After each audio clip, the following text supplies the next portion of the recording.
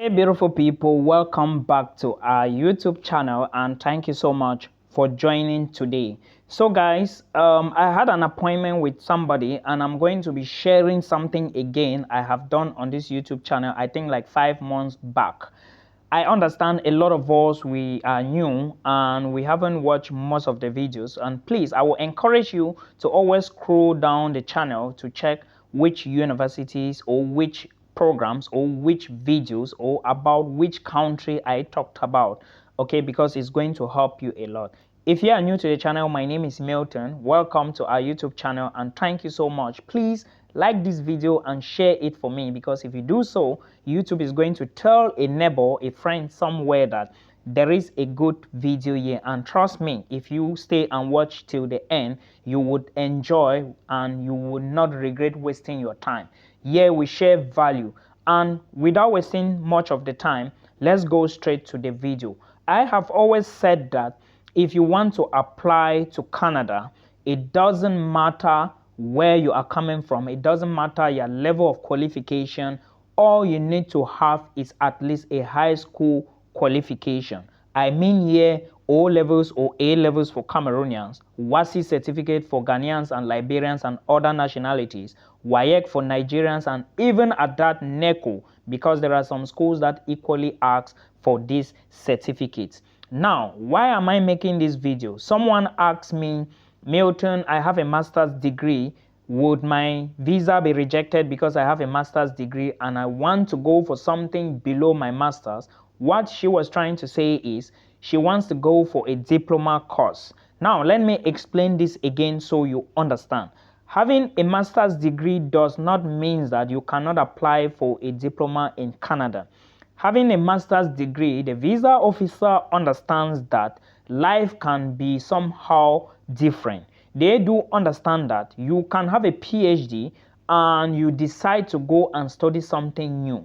They understand that if you have a master's degree, you can decide to study something new to add to your career. Now, they also understand that you can have a master's degree in physics and at the moment you are currently working as a banker and you may want to go and increase your knowledge. They also understand that you might have graduated 4 years ago with a bachelor's degree in banking and finance and now you are a teacher, whereas you didn't get teaching knowledge before, and you may want to go in for curriculum studies to increase your knowledge and come back and better your country. Now, why am I explaining this? I'm explaining this to make you understand that having a master's degree in biology doesn't mean that you cannot work in a different field. You might be a teacher at the moment with a degree in biology or a master's in biology, but now you are teaching. And you think that, okay, the knowledge I have now in teaching is not enough. Or maybe you want to open your own school. And because you didn't have knowledge of curriculum studies or maybe teaching knowledge, you want to go to Canada, get knowledge about teaching or teachers or how to teach. Then you come back to your home country and open your own school or maybe get a better job. Okay, you might be a medical doctor before and now you are working as a medical doctor in your home country, but you think that there is a particular section in medicine, maybe medical psychology or psychology. I know there is something related to psychology in medicine which you didn't study in school, and you see a course in Canada, you want to go and study it. They understand all these things, but now how you put in your application is what is going to determine if they are going to give you the visa or not. The visa officer wants to understand why you are applying to that particular program. Why is it that you have a master's degree but you want to study a diploma? Now, this is my advice.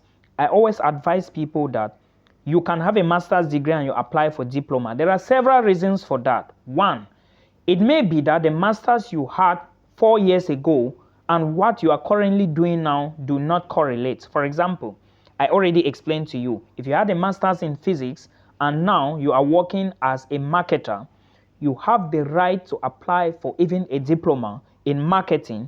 Now, when you are addressing the visa officer or you are putting your statement or you are writing your letter of explanation, you have to make the visa officer understand that You got your degree 4 years ago and now you are a marketer. Okay, why you want to apply for marketing or a visa to go and study marketing is because of point 1, point 2, point 3. It may be that your country needs a lot of marketers, and if you do not get this knowledge, to go into the marketing department or field may be less or may be tedious for you because you did not have knowledge on this and you want to go and study. It may be that you want to go and study more on the marketing to come back and get a better role in your company, to get a better job or to get an increment in salary. That is why you want to take this program, but because you didn't have knowledge about it, that is why you are going for it. This is a valid point and everybody who is knowledgeable would understand with you. But again, is this all you need in order to go and study this program? No. You have to equally prove to them that you have other qualifications, like you have money to take care of yourself. And do not forget that Canada recently passed a law. First of all, the living cost money has changed. I'm telling you strict on how we have talked about program selection. Now let me talk about proof of funds. Canada says that the $10,000 before is now $20,635 for you to prove that you have enough money to take care of yourself while you are studying in Canada. This is no joke. And again, you equally need to prove to the government that as you are moving to Canada, you have all your tuition fee intact. This also brings us back to program selection. If you do not have enough money, are you going to select a 2 years diploma program? No. Are you going to go for maybe a 2 years degree program? No. You have to look for a 1 year program. Now, if you go for a 1 year program, you also need to have your target. Now, if you go for a 2 years program, you should be ready to show proof of funds for the entire program, plus your living costs, plus miscellaneous, and then the money you need for extra petty things. This is how you show proof of funds. Now, there is still something else. Do you have enough home ties in your home country that will bring you back to your home country? Excellent. If you were working already as a marketer, it is now time for you to get your company to write what we call a leave letter for you, to show that you are going to study the program and you are going to come back. Do you have enough properties? Are you married? Do you have a family? These are things that will help you get the visa. Tell the visa officer that, of course, you are going to come back to your family. But this is not enough. If you own more properties, then this could also act as a proof to the visa officer that, okay, this person is going to study and will come back. Okay, you have to explain yourself. If you have maybe a business, this is another avenue to explain to the visa officer that, okay, I'm just want to go and study and I come back. Of course, they know that you will not come back, but you have to prove yourself beyond reasonable doubt that you have to come back, because this is the point, or this is what is going to make the visa officer give you the visa. So always prove yourself well. I always tell people that having properties, having children is not enough. Things can change. Somebody can go today and get a visa with just the family as maybe home ties, but you go with maybe your own family and a business and you are rejected. So it's always good to have things that will tie you back to your home countries, like properties and maybe businesses or family. Okay, it all depends on how you explain yourself. Now, that family ties, or let me say your home ties, and your letter of explanation is key to your application and also your proof of funds. Now, if you applied already, congratulations to you. Remember, as of now, you cannot apply now for Canada permit, except you are going for master's and PhD.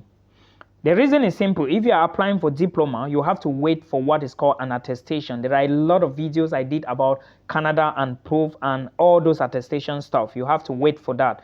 And IRCC says everybody must wait by the 31st. In fact, that's the 1st of April already. So we have to wait for that.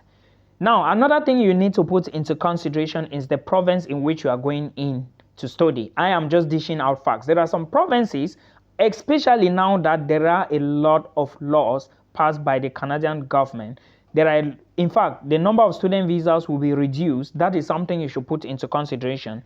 If you are going to colleges, you cannot migrate with your spouse, and your spouse cannot get a spouse's work permit. Even if you want to migrate with your spouse and they are not going to get spouse's open work permit, what is the need of migrating with them? So you have to put all these petty things into consideration before you start moving to Canada. Guys, this is a lot. In fact, there is a lot going on in Canada, and to be sincere with you, I can't advise anybody to focus only on Canada. There are more countries in Europe you can even migrate with your family. Okay, you can go to Finland with your family, but admissions is closed for fall 2024. You can move to Portugal. Portugal is still open. You can move to Denmark. Denmark is closed, but January 2025 would open very soon with your family. You can equally move to the Netherlands with your family, but it depends now.